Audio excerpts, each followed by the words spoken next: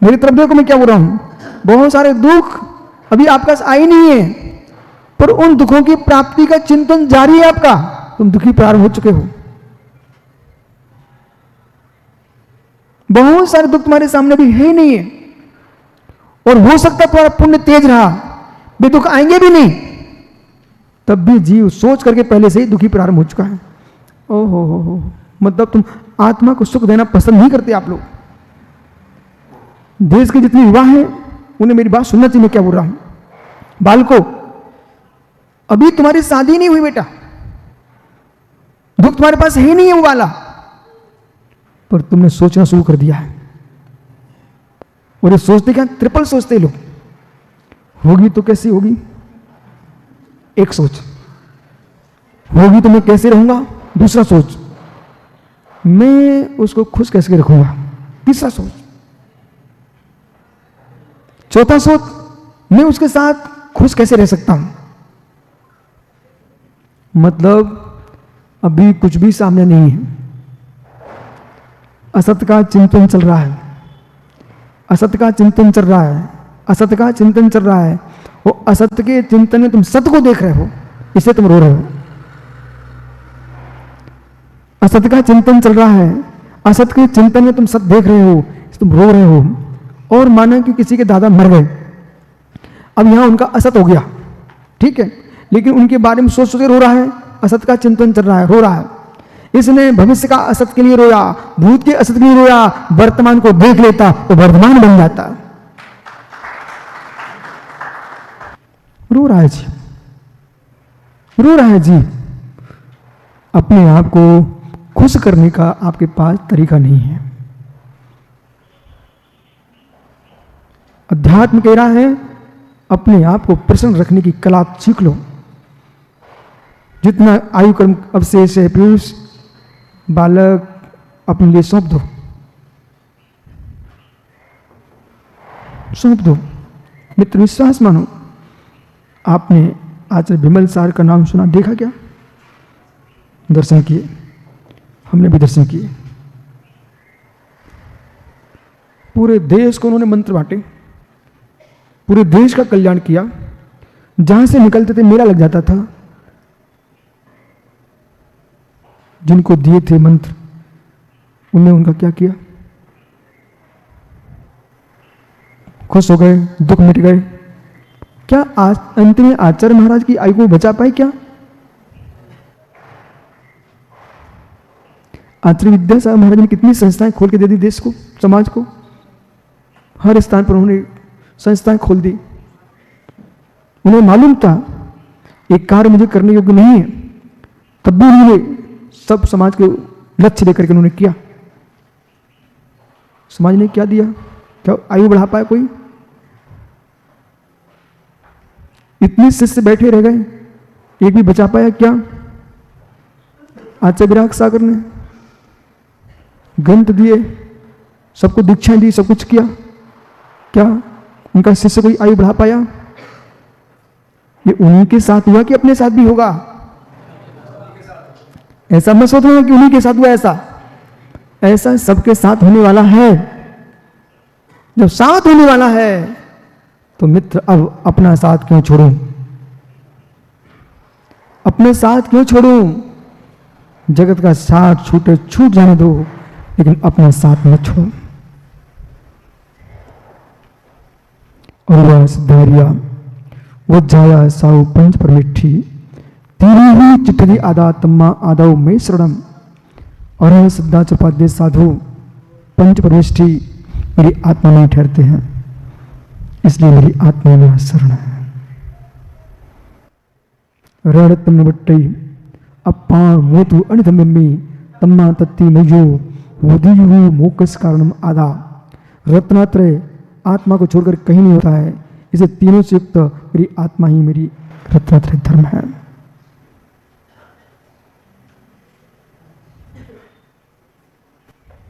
आप नहीं कह सकते गुरुजी कोई हमें दुख दे रहा है। तुम सुखी होने का भाव तो बनाओ, सुखी होने का भाव तो बनाओ। सुखी होने का भाव ही नहीं आपके पास। दुखी होने का लक्ष्य तुम्हारे मस्तिष्क में गूंज रहा है। इसलिए दुखी है जीव। कलश में कह रहे हैं आचार्य अमृतचंद स्वामी, हे जीव समझ, हे जीव समझ, मस्तिष्क के भार को हल्का करने के लिए दूसरा पोटली तुम्हारे सिर की उतार के रख सकता है। जिसके मस्तिष्क पे कोई वजन है तो दूसरा उतार के रख सकता है, पर चिंताओं का वजन है वो तुम्हें ही उतारना पड़ेगा।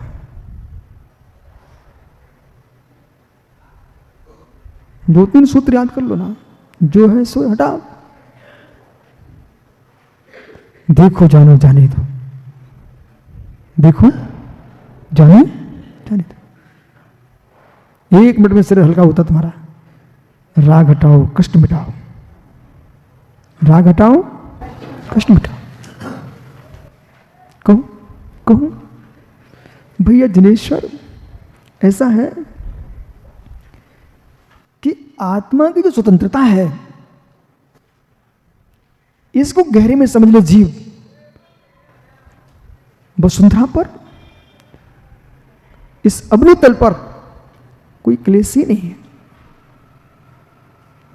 कई बार मैं सोचता हूं, जो मैं समझ रहा हूं, जान रहा हूं, शब्दों में ताकत ही नहीं मैं आपको बता सकूं। मतलब शब्दों में योग्यता नहीं बची कि मैं आपको पूरी बात कह दूं। नहीं है। बालक समझ रहा बेटा, स्वतंत्रता स्वतंत्रता स्वतंत्रता, आप जो सोचो 15-20 बार, स्वतंत्रता। अब ये स्वतंत्रता कैसी है? जैसे रोड पर कचरा पड़ा हुआ है,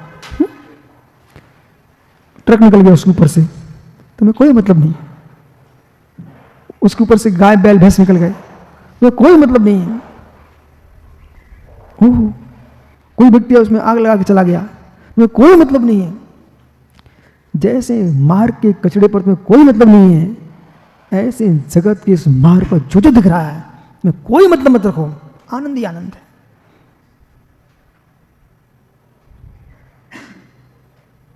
कोई मतलब नहीं हमको। निर्मोही निर्ममत्व, निर्मोही निर्ममत्व युक्त प्राणी ही विश्व के सत्यार्थ तत्व को जान सकता है। ये तो बात मेरी समझ पूरी आ चुकी है, आप भी समझ जाओ। देवेश, निर्मोही निर्ममत्व प्राणी जो है बेटा, वो जगत के संपूर्ण तत्व को जान सकता है। इसलिए महात्मा पिंडे सागर जी, केवल ज्ञान बाद में होता बेटा, पहले मौनी कर्म का क्षय होता है। जब तक क्षीण मोह गुणस्थान नहीं बनता जीव का, तब तक केवल ज्ञान को सहयोग केवली नहीं बनता। सहयोग केवली भगवान बनने के लिए क्षीण मोह में जाना अनिवार्य है। तो ये बहुत अच्छे समझ आइए। जब तुम्हें किसी से राग होता जिस दिन, उस दिन तुम्हें कुछ नहीं दिखता, उतना नहीं दिखता जिस पर राग है। वो राग हटते ही तुम्हें बहुत कुछ दिखने लगता है। ऐसा नहीं है क्या? देखो, मैं आपके अंदर के सब निकल वाले धीरे धीरे। ऐसा नहीं है क्या? जिससे तुमको राग होता, जिस व्यक्ति से, मकान में, खिड़कियों पर, गेट पर, तुम्हें वही दिखता है। घूम रहे उद्यान में, एक वृक्ष का पत्ता नहीं दिख रहा तुमको, पुष्प नहीं दिख रहा है, जरा उसी का दिख रहा है जिसको तुम देखना चाह रहे हो। ओहो, समुद्र के किनारे घूम रहा है, विशाल समुद्र, जल ही जल है, जहां पर उसको एक पानी की बूंद नहीं दिख रही है। बोले क्यों? उसको जो चेहरा दिख वही दिख रहा है। बोल ठीक है, वही चेहरा दिखता, कोई दूसरे का चेहरा ही नहीं दिखता उसको। सम्मेश्वर, गिरनार, कैलाश पर्वत पर, सोनागिर, चंपापुर, बड़े बड़े तीर्थों में पहुंच गया, पर्वत की एक चट्टान नहीं दिख रही, मंदिर का एक प्रतिमा नहीं दिख रही, कोई चोटी नहीं दिख रही, शिखर नहीं दिख रहा है, मां तो वही चेहरा दिख रहा है। खुली आंखों को, जिन आंखों में पर्वत, नदी, सरोवर, वृक्ष, उद्यान सब झलकते हैं, वे आंखें ऐसी बंद हो गई एक के चेहरे के पीछे। मुझे मत देखो, अपने को देखो। क्या सत्य नहीं बोल रहा हूं? बोलो बोलो, सत्य है, पूर्ण सत्य है। वो एक चेहरा दिखना बंद हो जाए तो सारे चेहरे दिखने प्रारंभ हो जाए। राग का एक चेहरा दिखता है और वीतरागी को विश्व दिखता है। सौध्व प्रयासु केवल इससे। और एक चेहरा अभय बेटा, एक चेहरा मां का चेहरा दिखाना बंद कर देता है, पिता का चेहरा दिखना बंद कर देता है, गुरुओं का चेहरा दिखना बंद कर देता है। एक चेहरा, वो ऐसा चेहरा जिसने पूरी समता को झुलसा दिया, विशुद्धि को झुलसा दिया। इसलिए मित्र, एक चेहरे के राग में रावण मर गया।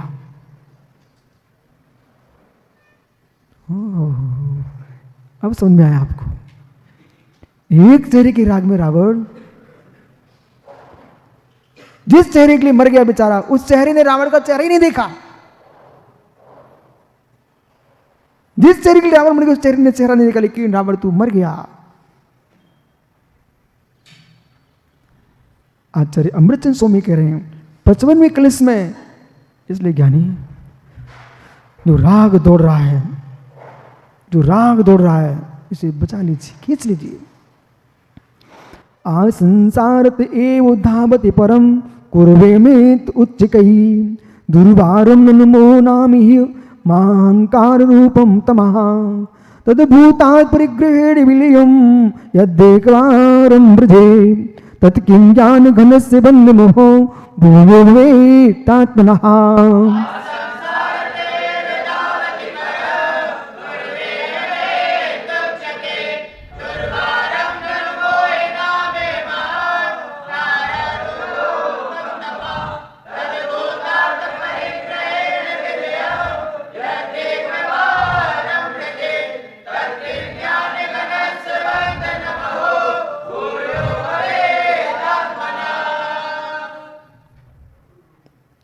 संसारता एव धावती परम कुर्वे हम तुच्छ कही, कुर्वे हम तुच्छ कही।